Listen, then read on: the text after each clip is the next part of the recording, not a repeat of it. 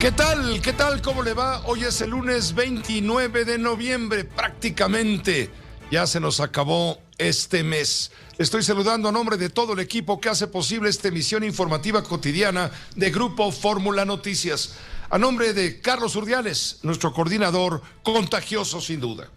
Pepe, ¿cómo estás? Muy buenas tardes. Yo los saludo a nombre de los virales de la información que encabeza Isaac Morán, junto con Óscar Holguín, con Héctor García Vega y Francisco Rosales. La producción de Charlie Pérez, de Juan Carlos Martínez, la asistencia general de Claudia Medina y siempre, Pepe, el agradecimiento a Uno TV por las facilidades para la producción de esta emisión informativa cotidiana de Grupo Fórmula.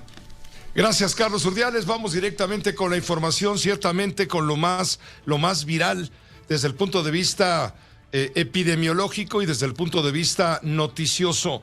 Hay alerta a nivel mundial por la difusión, la propagación de la variante Omicron, una variante más del COVID.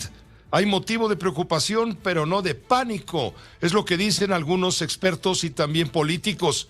La Organización Mundial de la Salud asegura que esta variante Omicron representa un riesgo global muy alto. El mundo debe estar preparado. El G7 anuncia una reunión de emergencia con los ministros de salud que la conforman. Al menos 11 países de Europa tienen registro de esta variante. Ya tienen casos. Canadá reporta sus primeras 2 ocurrencias. En Estados Unidos no hay registro de casos aún, pero el presidente Joe Biden ha descartado la necesidad de un cierre de emergencia, pero reitera el llamado a vacunarse. Aquí en México, el presidente López Obrador dice que no hay elementos para preocuparse por esta nueva variante. El subsecretario de Salud, Hugo López-Gatell, ha minimizado la variante al señalar que la información difundida sobre los riesgos de la nueva variante es desproporcionada respecto a lo que muestra la evidencia científica. En unos minutos, aquí en este espacio de Grupo Fórmula Noticias, hablaremos con la doctora Lori Ann Jiménez Faibi. Ella es doctora en Ciencias Médicas por la Universidad de Harvard, profesora e investigadora de microbiología, titular del Laboratorio de Genética Molecular de la Universidad Nacional Autónoma de México. Bueno, y también esta tarde le vamos a informar que fue ratificado Antonio Romero Tellache, él como director del CIDE, del Centro de Investigación y Docencia Económica. La designación de Romero Tellache se dio por unanimidad. Esto lo informó la directora del CONACYT, la titular María Elena Álvarez Builla, organismo encargado de realizar este nombramiento. La decisión no fue bien tomada por estudiantes del Centro de Investigación, que realizan desde esta mañana un plantón a las afueras de las instalaciones. Conversaremos con uno de los titulares, de los maestros titulares académicos más renombrados del CIDE, hablo de Jan Meyer.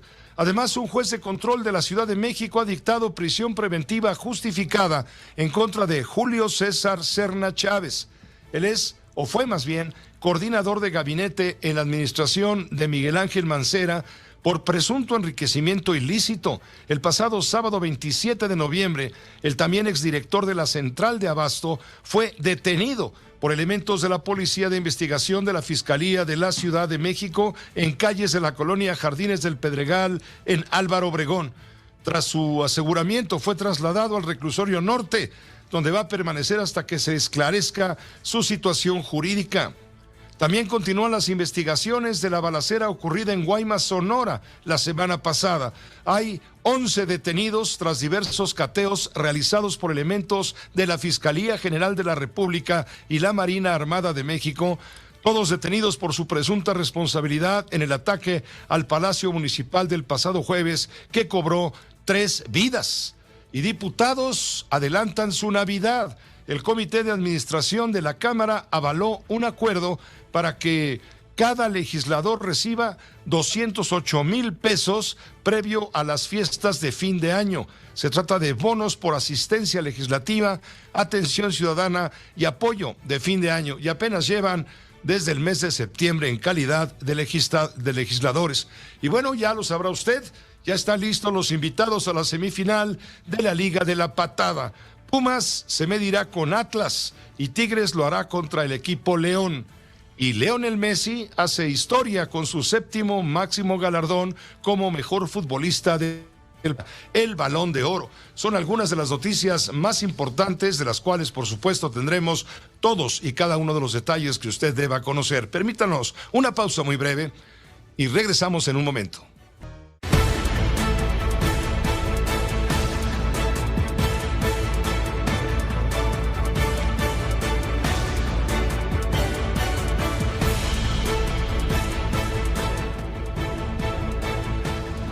Está más que pendiente por la aparición de esta variante del COVID-19, esta que se ha denominado por parte de los científicos con la letra griega Omicron, que es una letra O minúscula. La Organización Mundial de la Salud está advirtiendo que es probable que esta nueva variante Omicron del coronavirus se propague a nivel internacional y presente un riesgo muy alto de fuertes aumentos de infecciones que podrían tener graves consecuencias en algunos lugares. Tedros Adhanom Ghebreyesus, el director general de la OMS, dijo que todavía no se sabe si la variante Omicron está asociada a una mayor facilidad de contagio o reinfección. Además de que Sudáfrica no debe ser maltratada por haber informado el descubrimiento a tiempo. Habrá que dejar pasar cuando menos de 1 a 2 semanas para dar dimensión precisa, científica, probada sobre el peligro que significa esta variante Omicron. Así lo dijo Tedros Adhanom Ghebreyesus de la OMS. El surgimiento de la variante altamente mutada Omicron subraya qué tan peligrosa y precaria es nuestra situación. Sudáfrica y Botsuana deberían ser agradecidos por detectar, secuenciar y reportar esta variante, no penalizados. Omicron demuestra por qué el mundo necesita un nuevo tratado sobre pandemias. El sistema actual desincentiva que los países alerten a otros de posibles amenazas que inevitablemente caerán sobre sus hombros. El surgimiento de Omicron es un recordatorio más de que aunque algunos piensen que la COVID-19 ha terminado, no es así. Seguimos viviendo ciclos de pánico y olvido en los que avances conseguidos con gran esfuerzo pueden perderse. Por lo tanto, nuestra tarea más inmediata es terminar esta pandemia. Our most immediate task, therefore, is to end this pandemic. Dijo Tedros Adhanom que aunque no se han reportado todavía muertes relacionadas con Omicron, se necesita, por supuesto, más investigación para evaluar su potencial ante las vacunas e infecciones previas. La OMS ha reiterado que los países deben evaluar el ajustar las medidas de viajes internacionales de manera oportuna, pues un aumento en los casos de coronavirus podría conducir a tasas más altas de morbilidad y de mortalidad. Por lo pronto, el G7 llama a una reunión por el Omicron. El gobierno británico, a cargo de la presidencia rotatoria del G7, anunció esta reunión de emergencia de sus ministros de salud para abordar directamente el tema. El mundo vuelve a estar en vilo debido a la nueva variante Omicron del coronavirus. El Reino Unido ha convocado para este lunes una reunión de urgencia de los ministros de Sanidad del G7, las 7 economías más desarrolladas del planeta, para tratar de la evolución de esta variante, que presenta una cifra récord de mutaciones, una 30 en total, y para la que aún se desconoce si serán efectivas las vacunas y tratamientos existentes. La Unión Europea, el Reino Unido y Estados Unidos han puesto coto a los vuelos procedentes de África Austral, donde surgió Omicron, lo que no ha impedido que cada vez sean más los países que detectan casos en su territorio.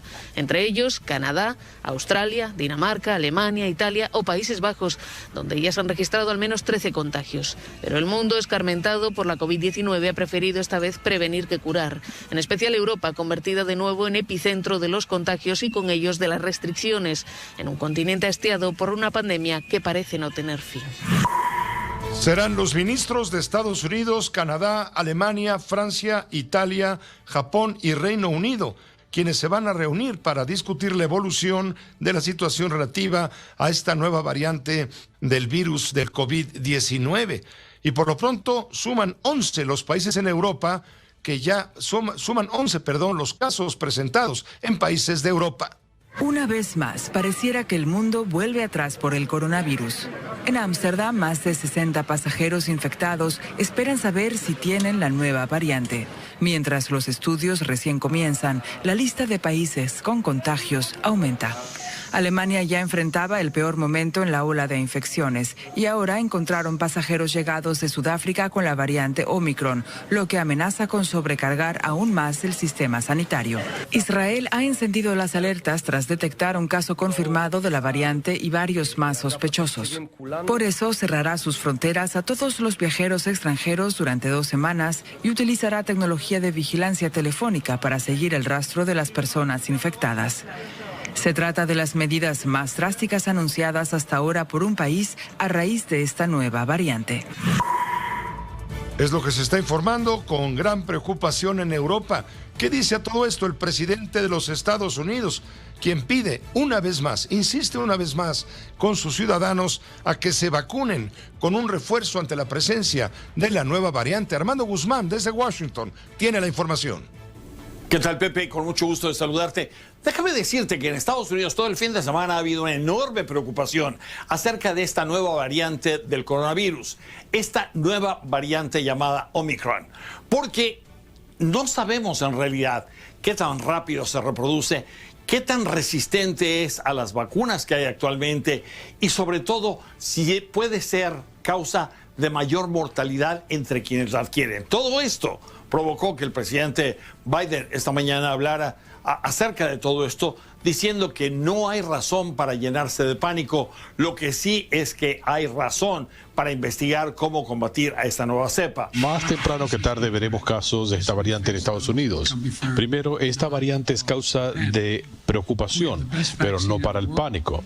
Tenemos las mejores vacunas del mundo, las mejores medicinas, los mejores científicos y cada día aprendemos más. Ahora, hay una gran incertidumbre por parte de la gente e incluso por parte de los médicos. Los médicos están mucho más tranquilos diciendo, este no es el fin del mundo, no es que vaya a ser mucho más mortal este virus, que vaya a causar más muertes. Eso realmente no se sabe.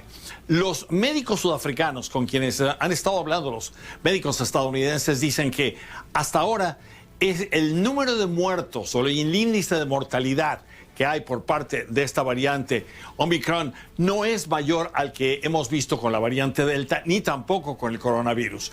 Pero todo esto ha llevado a la incertidumbre, al no saber qué es lo que viene adelante. La Bolsa de Valores lo resintió el viernes pasado, este día se recuperó un tanto, pero lo que ocurre es que esa incertidumbre es lo que hay que combatir en este momento. Y las farmacéuticas que fabrican vacunas están ya listas para tratar de enfrentar esto y enfrentarlo lo más rápidamente posible. No solamente con la información que hay ahora por parte de los sudafricanos, sino de los 15 países que han recibido ya infección de todo esto. Estados Unidos está restringiendo la entrada de 8 países de Sudáfrica, del sur de África, y hay 15 países que lo tienen. El doctor asesor del presidente dice que es muy posible que ya esté en Estados Unidos porque ya se encontró en Canadá y hay un gran tráfico aéreo entre los dos países que no se ha interrumpido. Eso es lo que ocurre hasta esta hora, Pepe. Regreso contigo. Gracias Armando. Desde Washington, la capital de Estados Unidos, efectivamente, en Canadá ya se han reportado contagios. Son 2 casos de la variante Omicron que se conocen en países de América. Todavía en Estados Unidos no. Bien lo dice Armando Guzmán, pero Canadá ya reporta 2. Lo dijo la viceprimera ministra y ministra de Salud de la provincia de Ontario, que confirmó los 2 casos y señaló la mejor defensa contra la variante Omicron es detenerla en nuestra frontera. Y tan es así que la Unión Europea, usted lo sabe, está integrada por 27 naciones. Ya impuso una prohibición temporal de viajes aéreos desde el sur de África debido a esta nueva variante. A estas medidas se unió Reino Unido, que el pasado viernes prohibió los vuelos desde Sudáfrica, y 5 países vecinos como Namibia, Lesoto, Botswana, Eswatini y Zimbabue. También Estados Unidos anunció la restricción de viajes desde Sudáfrica y otros 7 países. Canadá también prohibió la entrada a todos los extranjeros que hayan viajado al sur de África en las últimas 2 semanas, mientras que el gobierno de Japón ha anunciado que los ciudadanos que viajen desde Eswatini, Zimbabue, Namibia, Botswana, Sudáfrica y Lesoto tendrán que ponerse en cuarentena por lo menos 10 días y realizarse 3 pruebas COVID-19 durante ese tiempo. Permítame tener comunicación en este momento con la doctora Lori-Ann Jiménez Faibi. Ella es doctora en Ciencias Médicas por la Universidad de Harvard. Ella es investigadora de genética molecular de la Universidad Nacional Autónoma de México. Es directora de Salvemos Conciencia. Lori-Ann, doctora, mucho gusto en saludarte. Muy buenas tardes. Muy buenas tardes, Pepe. Gracias por la invitación. Muchas gracias. Danos tu visión de esto que tiene alarmado al mundo. Ciertamente preocupado, aunque creo yo no es motivo todavía para estar apanicados, salvo tu mejor opinión. No, yo creo que no hay que estar apanicados nunca. Pase lo que pase, no hay que estar apanicados. El pánico provoca inacción y eso es lo que no debemos hacer. Necesitamos estar preocupados y necesitamos estar ocupados principalmente de esto que ocurre. Sin duda, ahora el surgimiento de la variante Omicron es un riesgo real, inminente, al que debemos de poner atención y hacer lo posible por prevenir su transmisión. Lo que pasa con la variante Omicron es que ahora se ha generado esta variante. ¿Por qué se ha generado? Por países como México y como la mayor parte de los países en Europa que no han hecho algo realmente serio para detener su propagación. Es decir, somos la irresponsabilidad misma de países que han dejado seguir propagando a este virus, han ocasionado que el virus mute y entre más le permitamos lo mismo, más va a seguir mutando. Delta es una variante realmente que vino a cambiar mucho el juego de la pandemia. Vino a disminuir la efectividad o la eficiencia de las vacunas, a hacer mucho más transmisible aquello que pensábamos que el 75% de la población vacunada iba a ser suficiente, ahora se llevó hasta el 93%. Pues, ¿qué creen? Por no detener la propagación de este virus, ahora tenemos a Omicron. Sin duda, una variante mucho más preocupante y peligrosa que Delta. Así parece ser. Eso es lo que te quería preguntar. ¿Es más peligrosa, más contagiosa esta variante que en un caso la alfa y luego la delta, que resultó ser muy peligrosa? Sí, bueno, ahorita lo que necesitamos ser muy cautelosos con la información porque hay dos tipos de información. La información que se genera en los laboratorios de investigación. Ahorita tenemos mucha información que tiene que ver con el análisis genético de la variante Omicron. Sabemos que de acuerdo con las mutaciones, no solo el número de mutaciones, sino las regiones en donde ocurren estas mutaciones, podemos inferir algunas cosas sobre su comportamiento. Entonces, pero ahorita tenemos mucha información de este lado y poca información de la vida real, si lo queremos ver así. Es decir, información ya de la variante propagándose en una comunidad. Entonces, ¿qué nos preocupa de Omicron? Nos preocupa que los análisis genéticos nos indican que puede ser, y también algunos de los análisis, los preliminares poblacionales, nos indican que es más transmisible que Delta. Para que se entienda esto, en Sudáfrica, que fue el primer lugar en donde se identificó, que no quiere decir que ahí se originó, quiere decir que ahí se identificó por primera vez. En Sudáfrica se han identificado 2 variantes de preocupación, Beta y ahora esta que es Omicron. Y la razón por la que en Sudáfrica pasa esto es porque tienen un excelente programa de vigilancia genómica del virus, no porque ahí se generen las variantes. En fin, en Sudáfrica se tenía el virus original que inició la pandemia y ese era el predominante al inicio. Después vino Beta. Lo que hizo Beta fue desplazar a la original, tomar su lugar porque era más contagiosa. Tomó el lugar del virus original y ya se propagaba tan abundantemente que llegó a representar más del 90% del virus circulante. Es decir, más del 90% de todas las infecciones que se daban eran causadas por la variante Beta. A Beta le llevó entre 6 y 8 meses hacer esto, es decir, desplazar al virus original. Después vino Delta. Y Delta hizo lo mismo con Beta, desplazó a Beta y entonces y llegó a representar igual más del 90% de las infecciones eran causadas por Delta.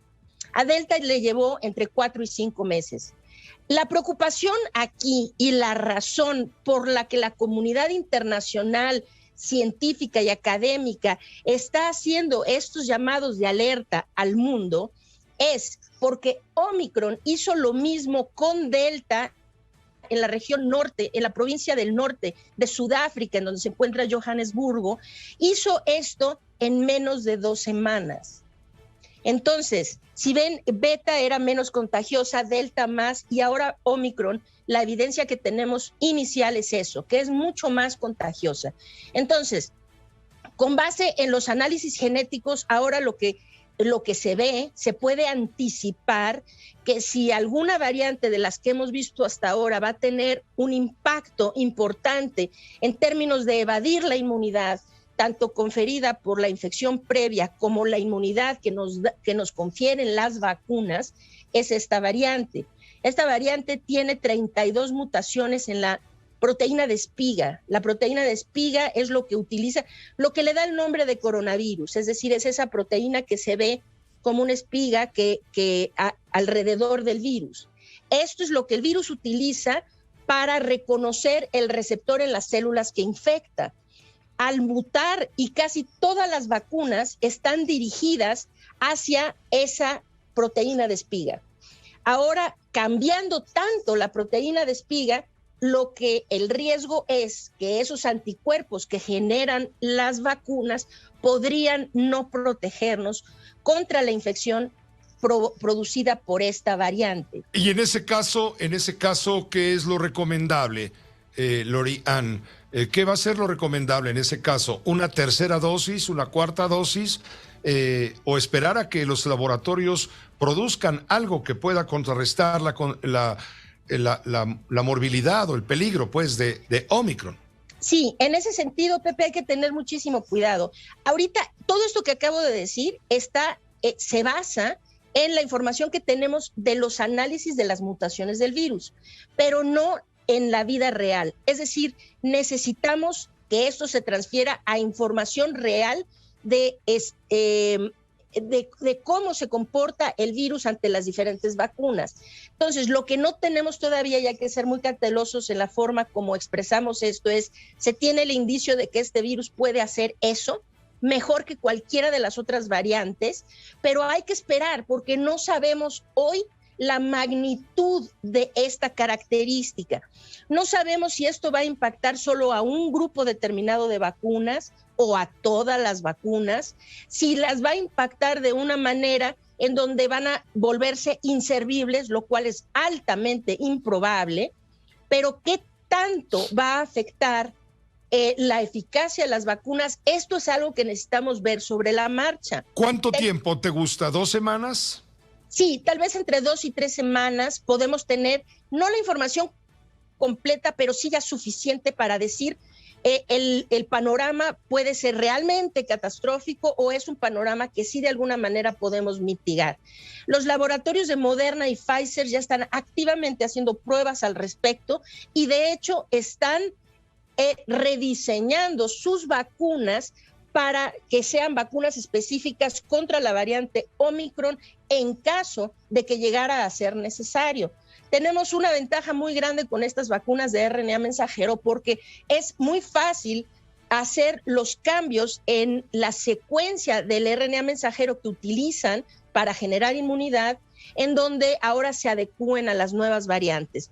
Entonces, pero hay que esperar, es decir, no sabemos todavía si esto va a ser un efecto parcial en donde quizá una dosis adicional o alguna otra situación nos podría mitigar el impacto, o si realmente se van a necesitar modificar las vacunas o incluso generar nuevas, ¿no? Pero es muy pronto para anticiparnos. Mientras llega toda esa información sólida a partir de los experimentos científicos y demás, ¿qué recomiendas hacer a las personas? Sí, mientras llega esa información es que necesitamos entender algo. Si vamos a tratar de solucionar esto cuando el problema ya está encima, es demasiado tarde para solucionar. Aquí lo que es importante es ir adelante del problema, ir anticipando y siempre tratando de guardar el criterio de máxima precaución. Eso es lo más importante. Entonces, lo que necesitamos pensar ahorita es que aquí como mexicanos necesitamos tratar de retrasar en el tiempo, atrasar en el tiempo lo más que se pueda la llegada de la variante Omicron a nuestro país, si es que no está ya aquí. Podría, y eso hay que decirlo, sí podría estar ya aquí. Pero en cualquier caso, entre más detengamos la transmisión del virus y se vigilen cosas que nunca se han vigilado antes, pero si hubo una ocasión en donde esto fue importante es ahora, que se vigilen las fronteras, que se pida a quienes entran al país que muestren pruebas negativas, certificados de vacunación, y quienes vengan de algunas zonas en donde ya se propaga Omicron de forma muy predominante, pues que hagan cuarentenas antes de ingresar al país. Eso es lo que están haciendo todos los países y no hay una sola razón coherente por la cual México no lo pueda hacer también. A ver, te voy a dar dos declaraciones que hoy se hicieron en la conferencia mañanera. Bueno, una, la del presidente de la República, quien dice: no hay motivo para preocuparnos. Esto lo dijo el presidente de la República. Y previamente, el doctor Hugo López-Gatell, todo el mundo sabe quién es Hugo López-Gatell, dice que no hay evidencia científica de que Omicron, esta variante, sea más virulenta. Te pongo lo que dijo el presidente primero. No hay elementos para preocuparnos, no hay motivos de riesgo, de acuerdo a los reportes que me han entregado los especialistas, que sí hay mucha información en los medios, que no debemos de espantarnos, porque hay bastante incertidumbre, información no confirmada. Eso es lo que puedo decir. No hay todavía información sólida. Si esta variante es más peligrosa que las otras variantes, no existe eso. Es lo que dijo el presidente. Lorian también. López-Gatell dijo que no hay evidencia científica de que sea más virulenta. Sí, bueno, se equivoca y es realmente lamentable. Parece que no hemos aprendido nada durante 2 años de pandemia. En este país, según las cifras oficiales, que sí son oficiales, del exceso de mortalidad, se han muerto en este país más de 640,000 personas por la pandemia. No sé si después de esas cifras no hemos aprendido algo.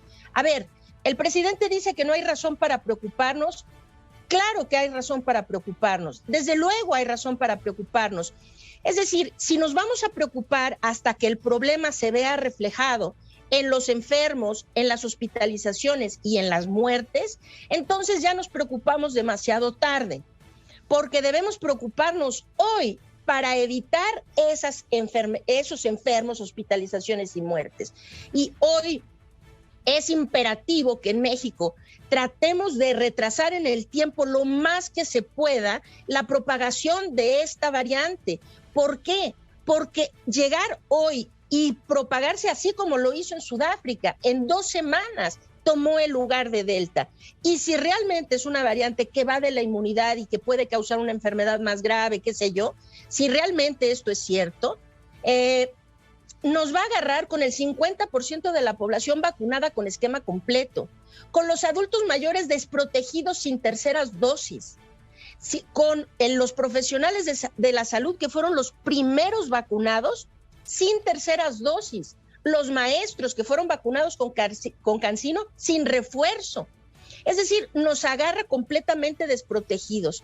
Entonces, quizá no podamos detener la llegada de la variante Omicron, quizá no podamos detener su propagación eventual, pero sí podemos retrasarlo en el tiempo para ganar tiempo, para que nuestra población tengamos una proporción más amplia de la población correctamente protegida inmunológicamente para afrontar este posible riesgo de mejor manera.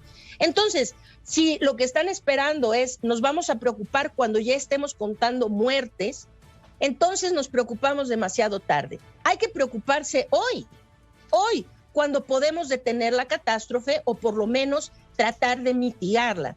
Entonces, estoy completamente en desacuerdo. Con el subsecretario, a ver, sí, tiene razón. En este momento no hay evidencias de que la variante Omicron sea más agresiva o más virulenta que otras variantes. Efectivamente, no hay evidencias de que sea menos agresiva ni de que sea más agresiva. Posiblemente va a tener la misma agresividad que el resto, pero cuidado, no es solamente que sea más agresiva lo que debe preocuparnos. Una variante con la misma agresividad de Delta ha cobrado ya millones de vidas. Entonces, una variante con la misma agresividad que Delta, que ahora va a infectar 5, 6, 8 veces a más gente, significa que va a matar a más personas, sea más agresiva o no.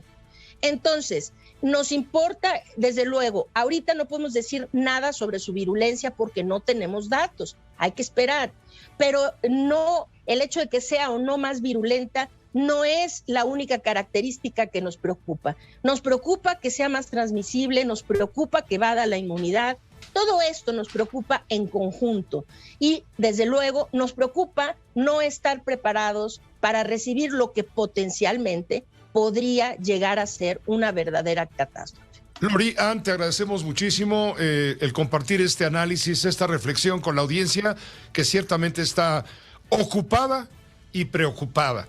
Ciertamente atentos a lo que en materia de políticas de salud pueda ejecutarse para evitar, pues, lo que tú dices, el peligro de la propagación, toda vez que, aunque no hay la certeza absoluta científica, se prevé que pueda ser más agresiva que la variante Delta, que de por sí fue sumamente o ha sido sumamente agresiva. Lori Ann, te agradecemos muchísimo este esfuerzo y estaremos en contacto si nos permites con frecuencia. Sí, desde luego, Pepe, muchas gracias. Un honor siempre estar en tu programa. Gracias. Muchas gracias. Gracias. La doctora Lori Ann Jiménez Fahmy, ella es doctora en Ciencias Médicas por la Universidad de Harvard, profesora investigadora de microbiología, titular del Laboratorio de Genética Molecular de la UNAM, directora de Salvemos Conciencia. Ella escribió hace unos meses un libro que no cayó nada bien al gobierno, un libro que se llama Un daño irreparable, la criminal gestión de la pandemia en México. Permítame una pausa muy breve, volvemos. Vamos a echar un vistazo a lo que está sucediendo en el Centro de Investigación y Docencia Económica, el CIDE. Desde temprano esta mañana, un grupo de alumnos del plantel bloquearon la entrada. Sin embargo, previamente, sin aviso por supuesto a los estudiantes y a la comunidad y a los académicos, el CIDE estaba cerrado porque preveían justamente esta protesta en el Centro de Investigación y Docencia Económica. ¿Qué es lo que ha pasado a lo largo del día? Mire, José Antonio Romero Tellaeche ha sido ratificado como director general del CIDE. La designación se dio por unanimidad. El doctor Romero Tellaeche goza de un prestigio incuestionable. Es lo que dijo la directora de CONACYT, que es el órgano superior que está por encima de este Centro de Investigación y Docencia Económica. Me refiero a María Elena Álvarez Builla. El anuncio se da en medio de polémicas por destituciones y protestas estudiantiles, lo que llegó incluso a la tribuna presidencial. En la mañana, el presidente de la República se refirió a lo que está ocurriendo en el CIDE. Dice que el CIDE se fue derechizando, que empezó a competir con el ITAM, dijo en la conferencia de prensa sobre las protestas de estudiantes y profesores y la posibilidad de abrir un nuevo proceso. Dijo, hay que ver quiénes están ahí, porque a lo mejor es de los grupos de Krause y Aguilar Camín que acaparaban todo. Estaban metidos en todos lados y esos son los que están inconformes. Dijo que la directora del CONACYT es una mujer honesta, íntegra. Entonces, dijo el presidente, hay que ver por qué el conservadurismo se metió al CIDE. Y agregó que ese instituto tuvo una época extraordinaria con Horacio Flores de la Peña, pero que se fue derechizando con el neoliberalismo y empezó a competirle al ITAM. Si entendí bien, presidente, entonces considera que el CIDE también se derechizó, como ha dicho de la UNAM. Sí, también, aunque no les guste, pero mi pecho no es bodega, siempre digo lo que pienso. Además, es evidente, pues es de dominio público, no estuvieron a la altura de las circunstancias frente al saqueo más grande que se ha cometido en la historia de México. Entonces es una intelectualidad, un grupo de académicos muy conservadores, acomodaticios, sin correr riesgos de ningún tipo para poder ir ascendiendo en la escala social. Esto es lo que dijo por la mañana el presidente de la República. Mientras tanto, desde las primeras horas de la mañana, le digo, varios alumnos del CIDE han permanecido afuera de la entrada principal, algunos sentados en el suelo, otros con letreros y pancartas contra el director interino, que le digo ya fue ratificado como director de pleno por la directora titular del CONACYT. El grueso de los estudiantes y profesores exigen que se reponga el proceso, incluso presentando amparos judiciales de por medio. En la línea telefónica, agradezco mucho el doctor Jan Meyer, él es profesor emérito del CIDE de la División de Historia, activista también, por supuesto, por la causa de la libertad de cátedra dentro del CIDE. Doctor Meyer, Jan, muchas gracias por aceptar la llamada. Muy buenas tardes.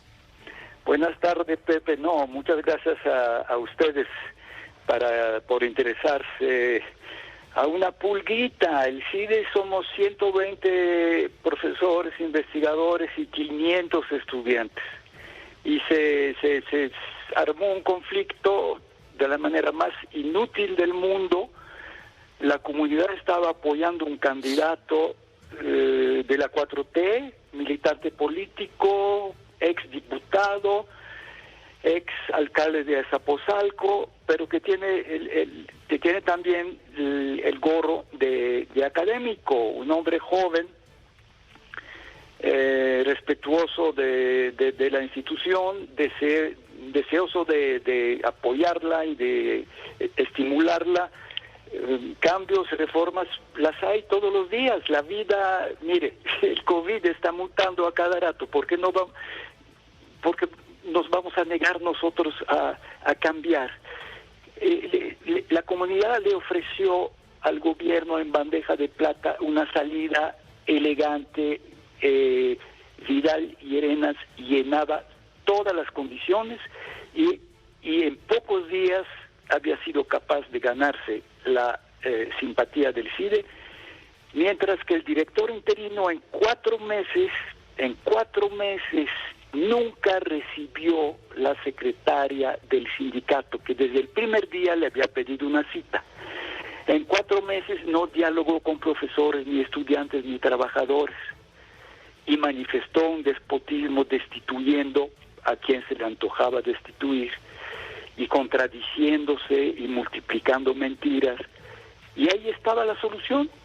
Hubo una auscultación interna que realizó CONACYT, y al final todo el mundo llenó un cuestionario, y de los 2 candidatos el que salió mejor calificado fue Vidal y Arenas con 8.8 sobre 10, mientras que Romero estaba en 7. No sé qué, pero una diferencia muy clara entre los dos.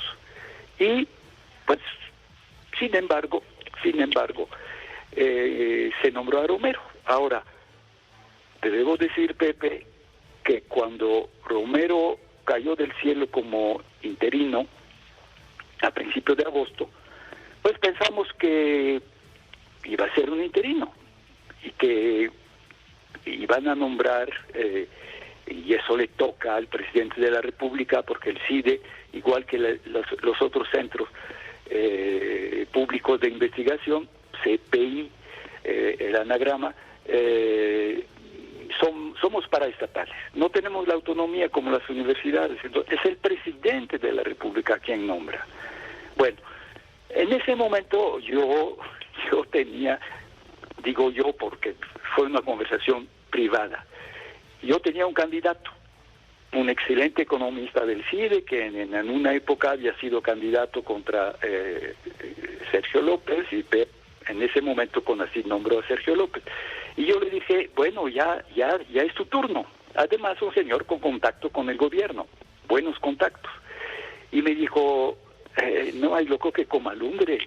Este señor viene desde presidencia para quedarse y se va a quedar. Mucha gente no me creyó cuando yo les comenté que eso iba a pasar.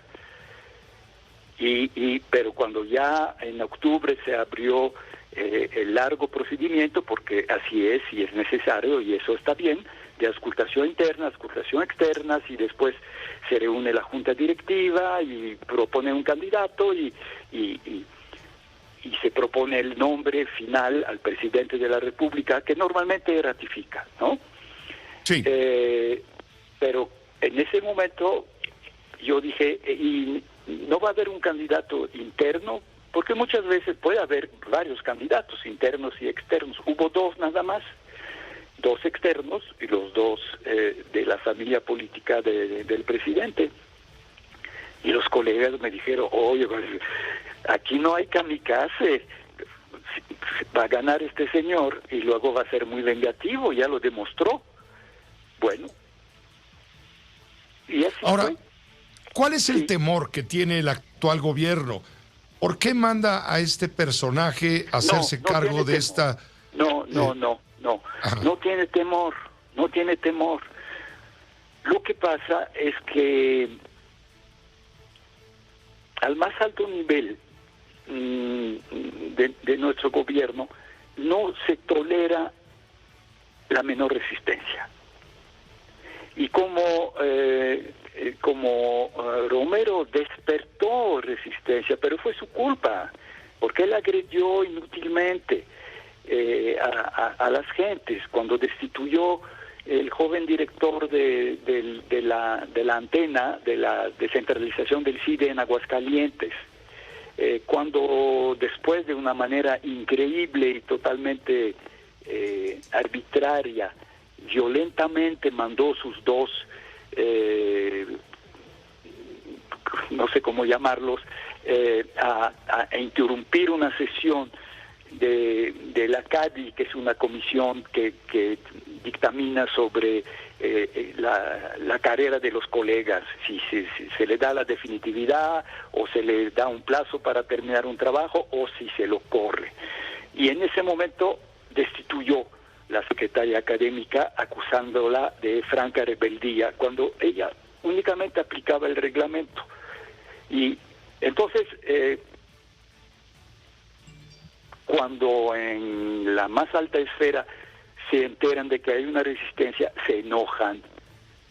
Y aunque Vidal Llerenas tenga muchos apoyos en el gobierno, en varias secretarías, y eso se dio hoy en la mañana en la profunda división de la Junta Directiva, y por eso la sesión se prolongó y no terminaba, y finalmente no hubo votación porque no hubiera tenido la mayoría, y la directora de CONACYT dijo, yo nombro, y ella, sin votación, dijo, es Romero.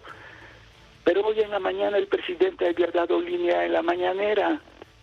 Justo antes de que me hablaras, pasabas tú el sonido, la grabación de lo que estaba diciendo, y donde estaba, ahí metían los pobres cuates enemigos, no enemigos, pero rivales y muy rivales, Krause y Héctor Aguilar Camín, con las dos revistas en la prolongación del pleito Octavio Paz y Carlos Fuentes.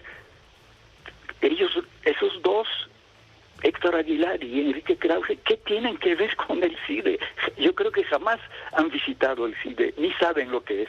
El presidente los nombró 3 veces, siempre para calificarlos de corruptos, y que nos corrompieron y por ellos nos derechizamos, y que cuando creo que un periodista mencionó que los estudiantes estaban alborotados. Y el presidente dijo, uy, pues no vayan a hacer grupos de Enrique Krause y Héctor Aguilar. Ya nuestros estudiantes como sicarios de Krause y de Héctor Aguilar. Mira, si no es para llorar, es para reírse. Jan Meyer, ¿qué recursos jurídicos tienen la comunidad del CIDE en este momento para contestar este nombramiento? Mira, yo no te sabré decir porque no soy jurista. Sé que el Departamento de Estudios Jurídicos del CIDE es muy bueno y que sus estudiantes son muy buenos.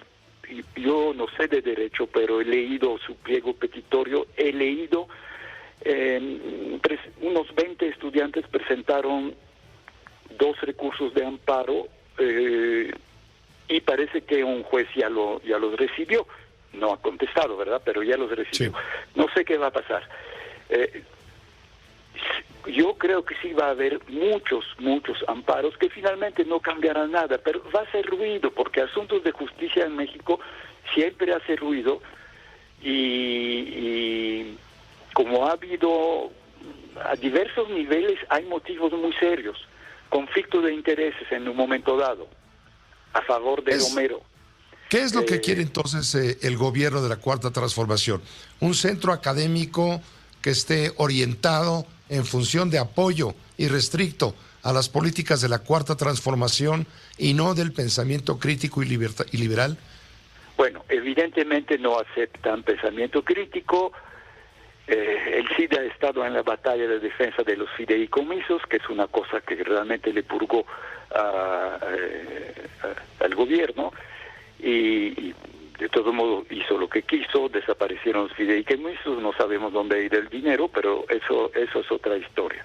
Mira, el CIDE, si tú ves la lista de publicaciones, de programas de trabajo, de tesis, ves que el CIDE está trabajando exactamente en lo que el presidente llaman los grandes problemas nacionales que hay que resolver: violencia, justicia, desigualdad de género, desigualdad de la pobreza, clases sociales, desigualdad étnica, los grupos indígenas, las migraciones. El CIDE está trabajando todo esto desde hace más de 20 años. ¿Dónde está la derechización? Ni entre los economistas las vas a encontrar. No vas a encontrar ni un discípulo de los famosos Chicago Boys, ninguno. Y vas a encontrar que la División de Asuntos Jurídicos ha trabajado muchísimo a favor de una reforma de la justicia en México. Incluso eso casi le costó la dirección del CIDE a Sergio López, porque el presidente Peña Nieto se molestó muchísimo con el informe que le presentó. Le había encargado a él. No fue un trabajo del CIDE. Sergio López, director del CIDE, coordinó un trabajo grande con todos los juristas de las mejores universidades del país. Entonces, no es eso. Lo que pasa es que no admite, tú lo dijiste, el pensamiento crítico, no admite la crítica, y el señor Romero viene con una misión, nos lo ha dicho, de purga. Se trata de correr a muchas gentes. Yo estoy seguro, ya destituyó el director de Aguascalientes, destituyó la secretaria académica. Estoy seguro que en los días que vienen vas a ver una renovación casi completa de todos los directores de todas las divisiones.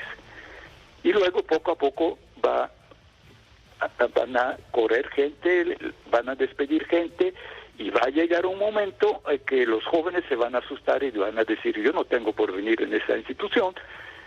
Si puedo me voy a la UNAM, si puedo me voy a la Ibero, o al IPAM, o a Estados Unidos. Porque algunos han hecho tesis muy buenas y igual su alma mater los apoya. Y por cierto, otra de las cosas que molestó mucho a la comunidad es que el señor Romero dijo: ¿cómo es posible? La mitad de los profesores del CIDE tienen doctorado al extranjero. Él no mencionó que tiene doctorado al extranjero, pero es un pecado. Sí. Y también denunció que había demasiados extranjeros en el CIDE. Uy, sí, el CIDE está lleno de latinoamericanos, de hermanos latinoamericanos. Cuando digo lleno, no pasa de un 15%. Pero cuando nació el CIDE, nació precisamente para recibir refugiados políticos que huían de las dictaduras militares del Cono Sur. Y ahora incluso tenemos gente que ha huido de persecución en varios países de América Latina, ¿no? Pero el Colegio de México, donde vino este señor, la mitad de la gente tiene doctorado al extranjero y el colegio tiene muchos extranjeros, para gloria del colegio, porque eso rinde, porque esa gente da a conocer el Colegio de México o el CIDE en su país de origen y se tejan redes de intercambios con Brasil, con Francia, con Alemania, con Suecia, con Japón, gracias a eso.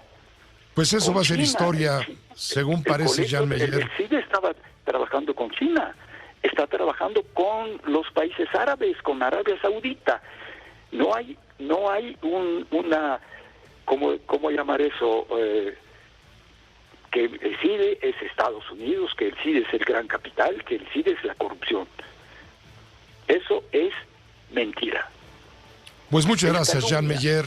Muchas gracias por brindarnos este punto de vista panorámico de lo que hay alrededor de esta situación, que no es una pulguita, es una cosa muy importante desde el punto de vista académico. Muchísimas gracias, Jean, como siempre. Realmente lo que me preocupa ahora es lo que va a pasar con nuestros estudiantes. No solamente por el hecho de que han ocupado las instalaciones, que quién sabe qué les puede pasar, además de problemas de salud, pero su futuro como estudiante en una institución que hasta ahora es una institución de excelencia y que podrían rápidamente ser destruida. Gracias, Jean, por permitirnos asomarnos a este panorama complejo. Gracias por tu paciencia. Buenas noches. Buenas noches, gracias. El doctor Jean Meyer, profesor emérito del CIDE y de la División de Historia. Nos permite una pausa breve. Regresaremos con más información. ¿Qué está pasando en Guaymas, Sonora? Ya hay 11 detenidos vinculados con el atentado que costó la vida a una joven activista y a otras 2 personas. Aquí se escuchan todas las noticias y todas las voces. La doctora Lori Ann Jiménez Faibi, ella es doctora en Ciencias Médicas por la Universidad de Harvard. Necesitamos que esto se transfiera a información real de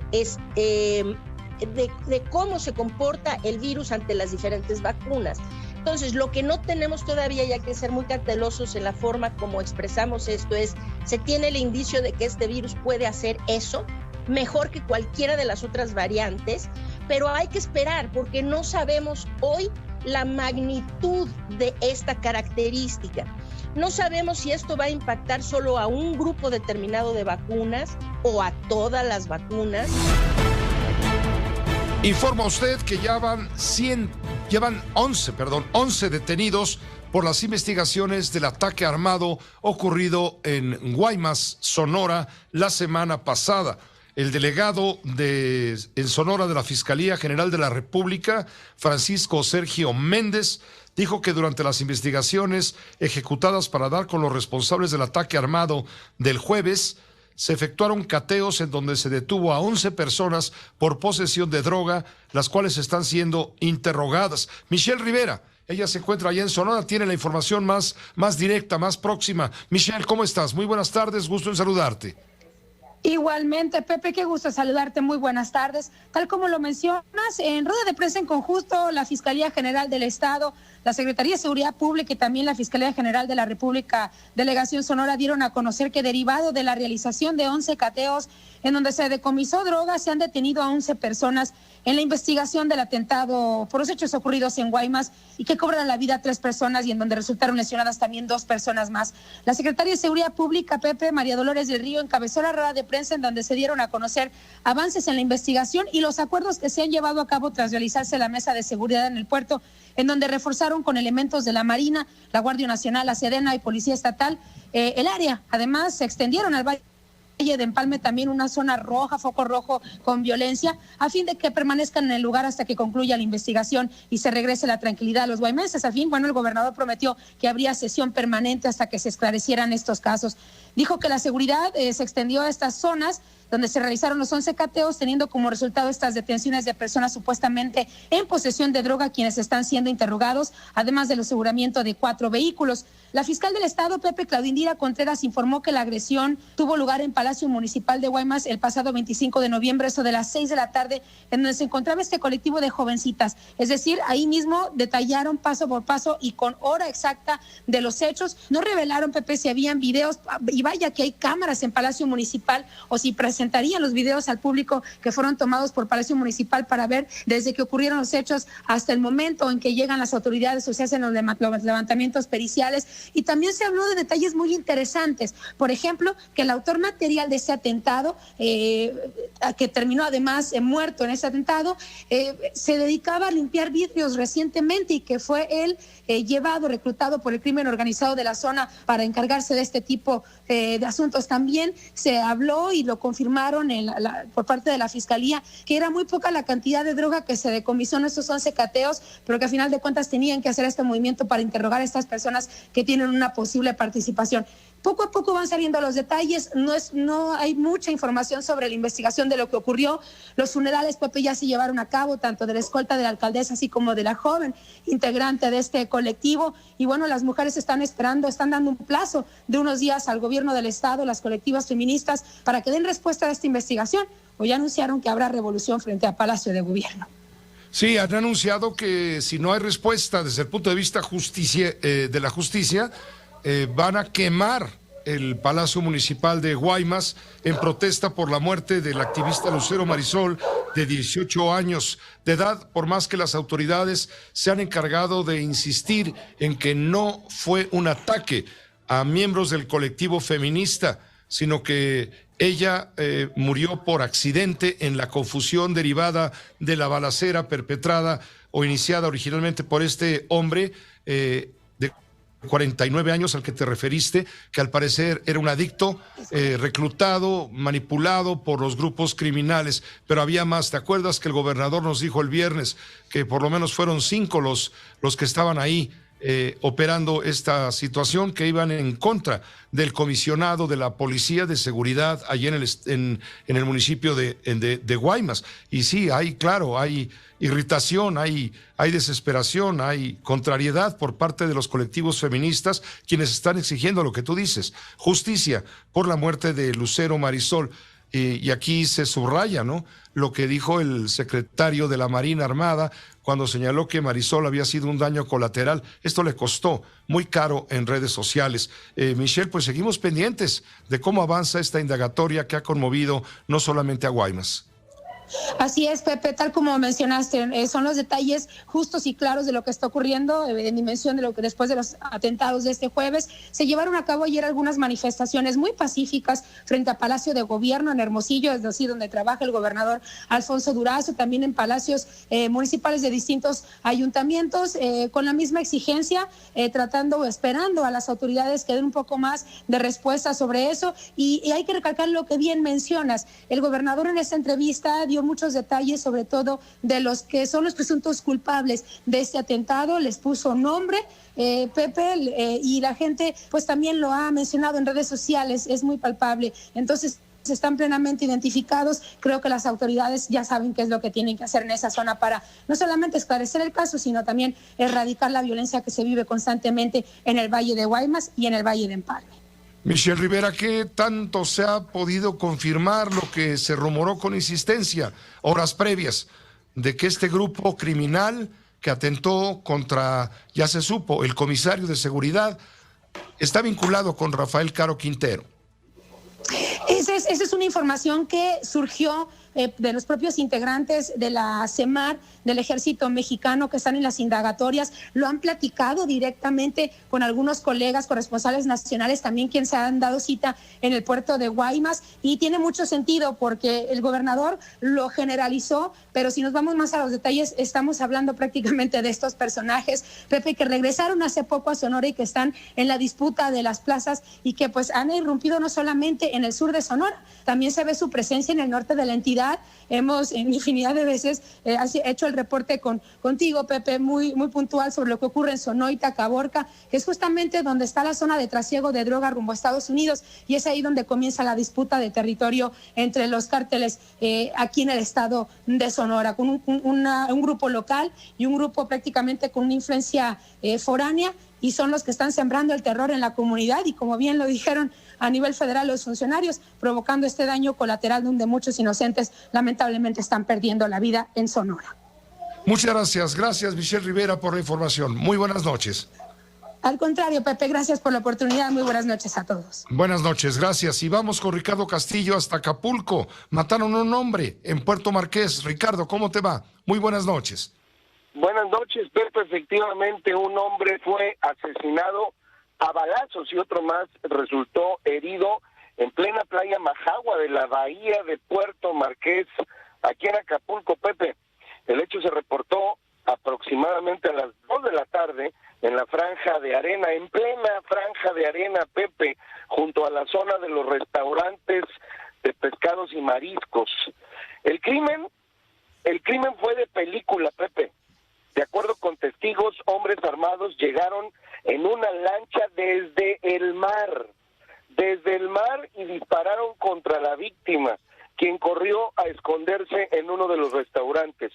El ataque ocasionó pánico entre los bañistas que se encontraban en la playa, quienes salieron huyendo prácticamente por el miedo. Tras el crimen, la playa Majagua de la tradicional bahía de Puerto Marqués de Acapulco quedó totalmente vacía y todos los negocios cerraron. Incluso varios comensales se fueron sin pagar sus cuentas. Hay que subrayar que este no es el primer asesinato con este modus operandi, con sicarios o presuntos criminales que llegan a cometer asesinatos a bordo de lanchas o motos acuáticas. Lo grave, Pepe, es que ya se está haciendo una práctica común y que las autoridades locales no garanticen la seguridad ni en las calles y ahora tampoco en las playas de Acapulco. Pepe, gracias, Ricardo. Completísimo. Gracias, Ricardo Castillo. Muy buenas noches. Buenas noches, Pepe. Gracias. Vamos a Monterrey. Allá se encuentra Raimundo Elizalde. Hubo un ataque con bomba molotov que dejó daños en un auto y en una casa. Esto en el municipio de Cadereyta, Nuevo León. ¿Cómo estás, Ray? Adelante, Ray Elizalde.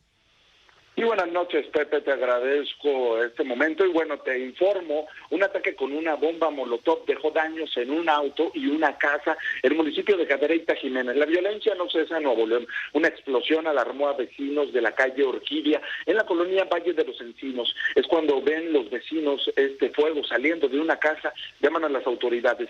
Al arribo de Protección Civil, bomberos y la policía municipal se auto ardiendo dentro de una cochera. Tras sofocar el fuego, el auto ya era pérdida total.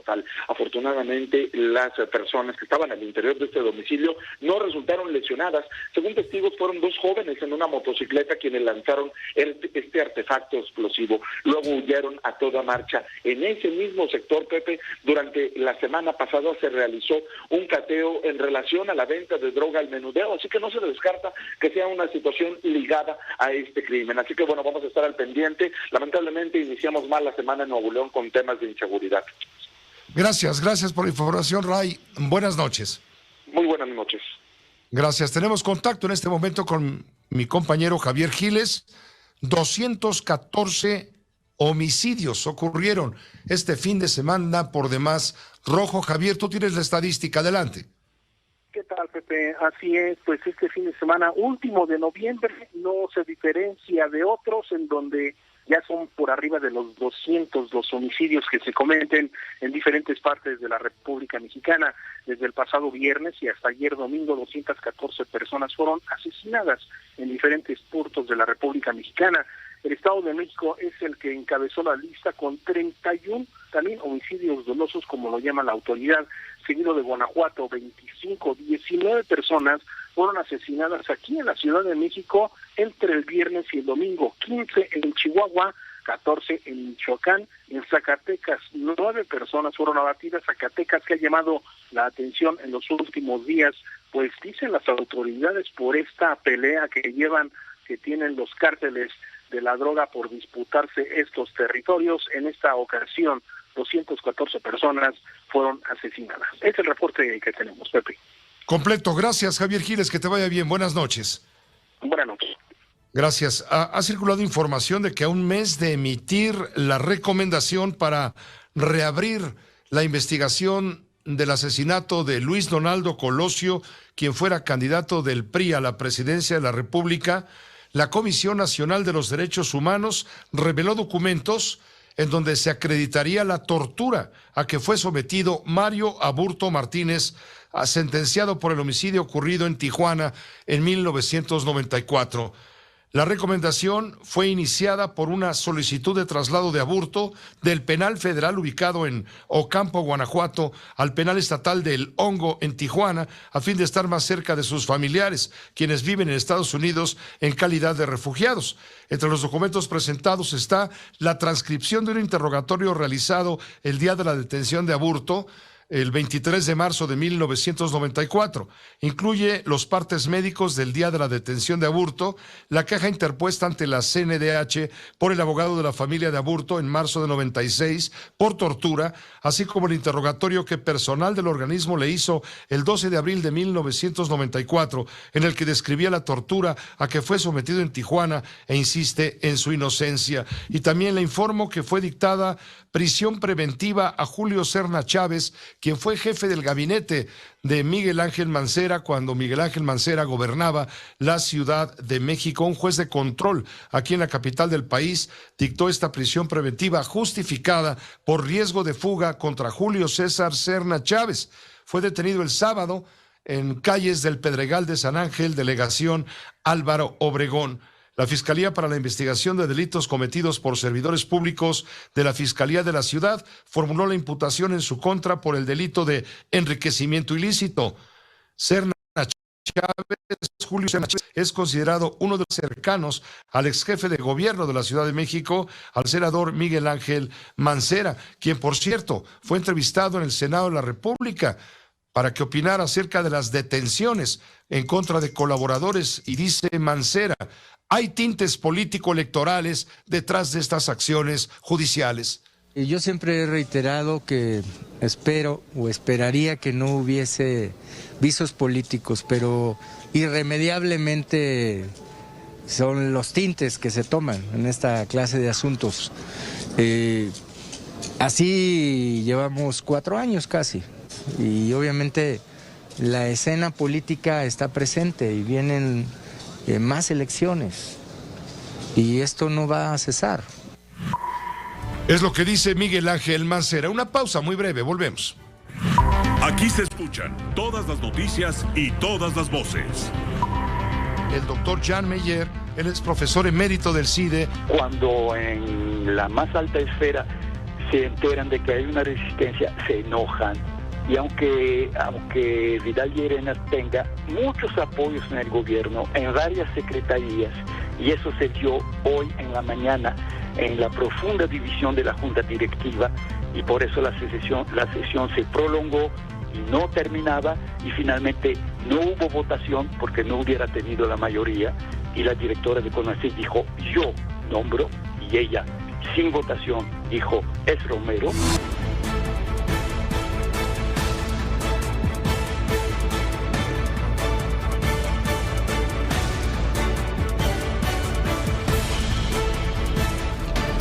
José Cárdenas informa. Todas las noticias, todas las voces. En un momento estaremos en comunicación directa, enlazados con el doctor José Antonio Crespo, analista político en este espacio de noticias. El motivo: este sábado, 27 de noviembre, se dio a conocer la formación de lo que se denomina Frente Cívico Nacional. Es un mecanismo, así fue anunciado, de la sociedad civil que busca impulsar una candidatura presidencial opositora a la que presentará en su momento Morena. Hablo de las elecciones de 2024. el exdirigente nacional del PRD, Guadalupe Acosta Naranjo, el senador Emilio Álvarez y Casa, Fernando Belanzarán, exdiputado, coincidieron en que mientras Morena elige a su candidata por dedazo, dijeron así, candidata por dedazo, el Frente Cívico Nacional propone que el candidato presidencial se elija a través de un método democrático en elecciones primarias abiertas a los ciudadanos. Es una organización plural que agrupa legisladores, exlegisladores, excandidatos a la presidencia de la República, activistas, exdirigentes de partidos, y no solamente busca derrotar a Morena y al proyecto que representa, sino fortalecer la democracia y dar respuesta a las demandas de la población. Esto lo puntualizó con toda claridad el senador Emilio Álvarez y Casa, integrante de este Frente Cívico Nacional Plural. Ante el contexto que vive México, ante la situación que nos preocupa, ahora más que preocuparnos, vamos a ocuparnos. El Frente Cívico Nacional es una propuesta justo para que podamos construir un futuro democrático de México hacia el 24.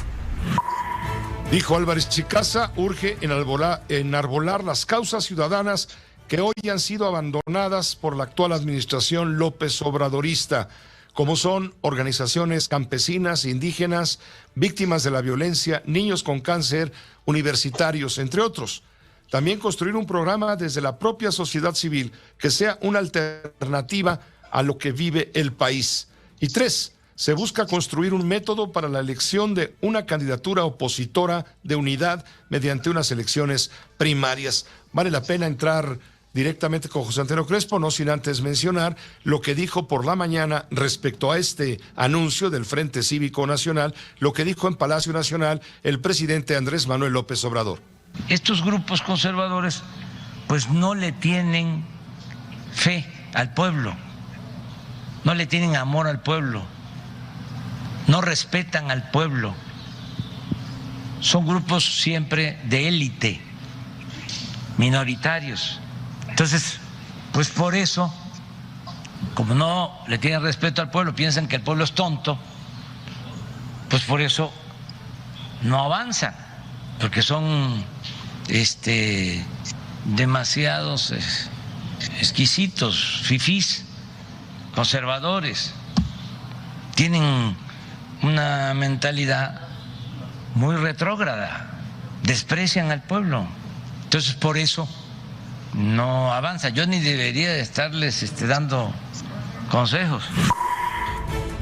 Esto dijo el presidente. ¿Qué opinas, José Antonio Crespo? Buenas noches, ¿cómo te va? Buenas noches, Pepe.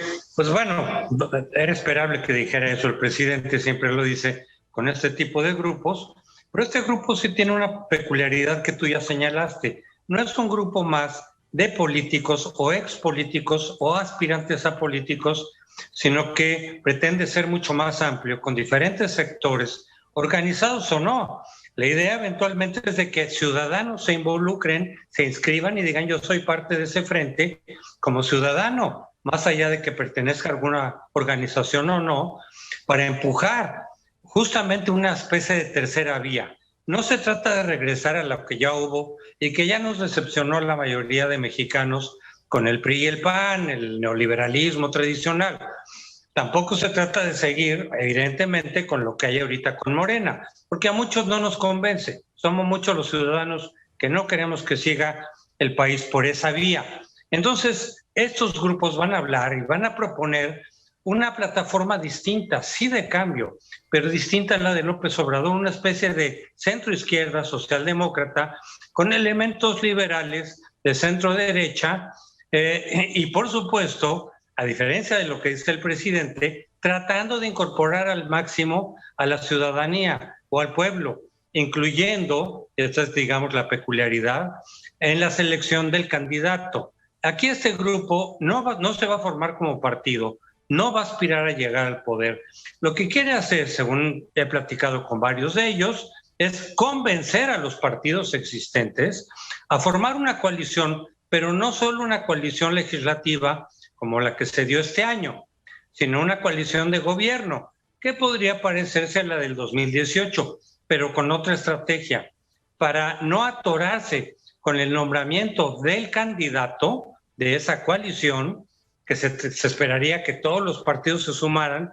Con Movimiento Ciudadano no se sabe porque ha dicho que no, pero para no atorarse con eso, que generó problemas en 2018, es abrir una primaria a todos los ciudadanos que deseen participar en ella, incluso controlada por el INE. El INE tiene esa capacidad si los partidos se lo piden.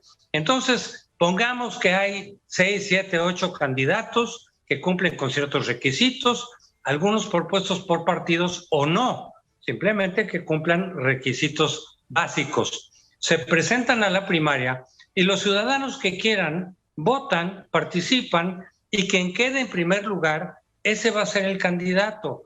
¿Cuáles son las ventajas? Es una cosa difícil. Se está consciente que eso es difícil, de que los partidos se pongan de acuerdo en eso. Pero se va a intentar, es lo que están planteando, es lo que dijeron el sábado. ¿Qué ventajas habría sobre eso? En primer lugar, que sí sería realmente un candidato ciudadano, no producto de un dedazo disfrazado de una encuesta. Si López Obrador está diciendo no les interesa el pueblo, pues en este caso es al revés. Se trata de incorporar a todos los ciudadanos que así lo deseen para participar en la designación del candidato. Entonces tendría mucha legitimidad por esa sola razón. Segundo, si tú tienes un solo candidato del lado de la oposición, es mucho más probable que derrotes a... Se cortó la comunicación con el doctor Crespo. Se cortó el audio, doctor. ¿Me escuchas? Sí, adelante. ¿Sí se está oyendo? Sí, está oyendo muy bien. Adelante. Ok. Mi cálculo personal es que Morena, el candidato o la candidata, va a tener 40% de voto máximo. Digo, son elementos aquí y allá que me hacen pensar eso. Otra vez se nos fue el sonido. Ahora sí.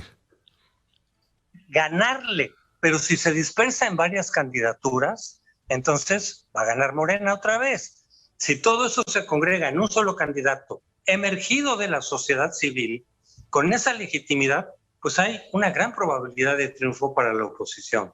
Claro, no importa solamente ganarle a Morena, importa el proyecto. Y en eso se va a trabajar en estos 2 años, Pepe. Pues muchas gracias, José Antonio. Esto es apenas algo que comienza a asomarse en el horizonte.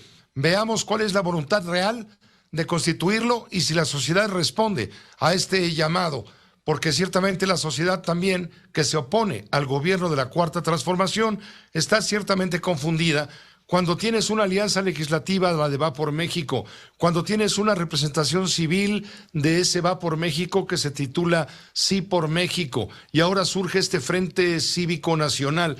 Vamos, no queda todavía muy claro quiénes son, qué pretenden. Sí están enunciando sus postulados, ciertamente, pero de aquí a que evolucione, pues entonces el presidente utiliza todo el poder que le da justamente su alto rango, su más alto rango, y la tribuna cotidiana en Palacio Nacional para descalificarlo de entrada, para meterle el pie de entrada a esta iniciativa.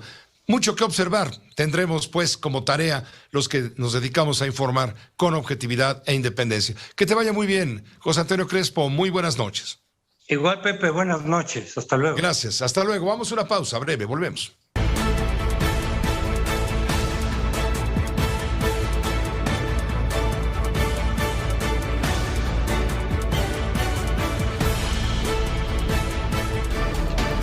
José Cárdenas informa.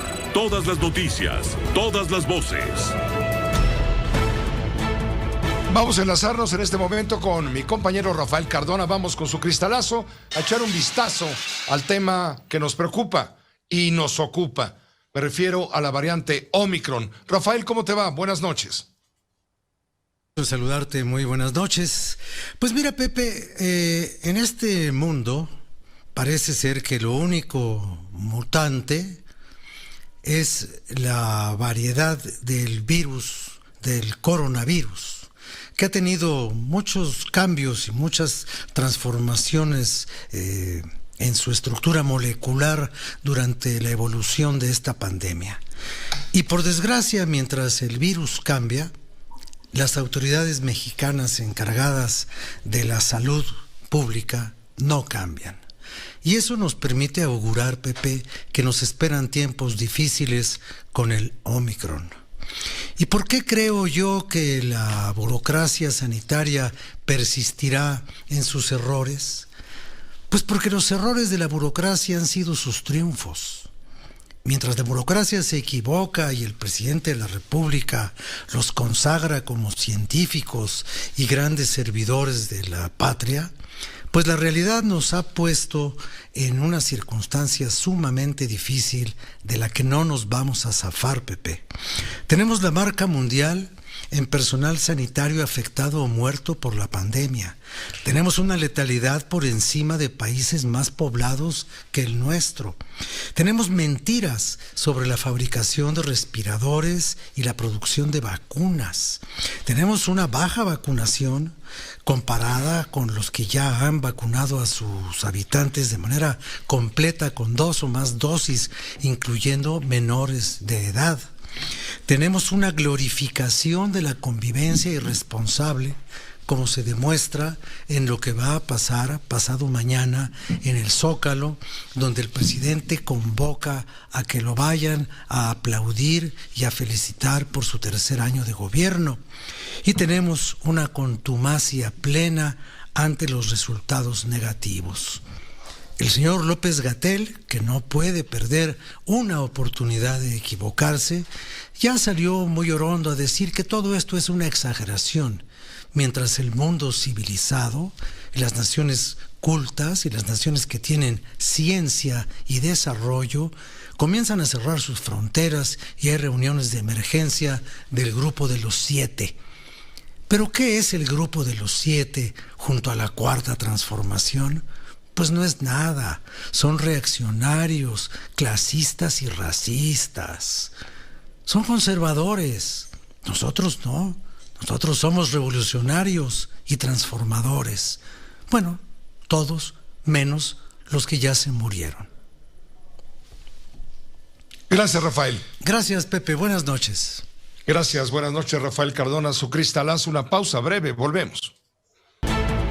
Prácticamente al cierre de la información le comento a usted que se esperan 10 millones de peregrinos este 12 de diciembre, Día de la Virgen de Guadalupe. Así lo anuncia la jefa de gobierno. Bueno, pues entonces este año, a diferencia del año pasado, sí va a haber peregrinaciones. La orientación que ha dado el rector de la Basílica es que no pernocten en el lugar, sino que sencillamente sea su paso en la Basílica y que puedan salir. Es probable que a lo largo del mes de diciembre, y particular concentrado cerca del 12, se esperan alrededor de 10 millones de personas y pues vamos a estar con todo el apoyo que requiera nuestro pueblo para poderlos orientar, atender en esta conmemoración del 12 de diciembre a la Virgen de Guadalupe. Ya ve que hay una banda interior que pasa frente a la imagen de la Virgen de Guadalupe. Bueno, se calcula que van a pasar 750 personas por minuto, mientras que 1,600 personas entran por el pasillo central.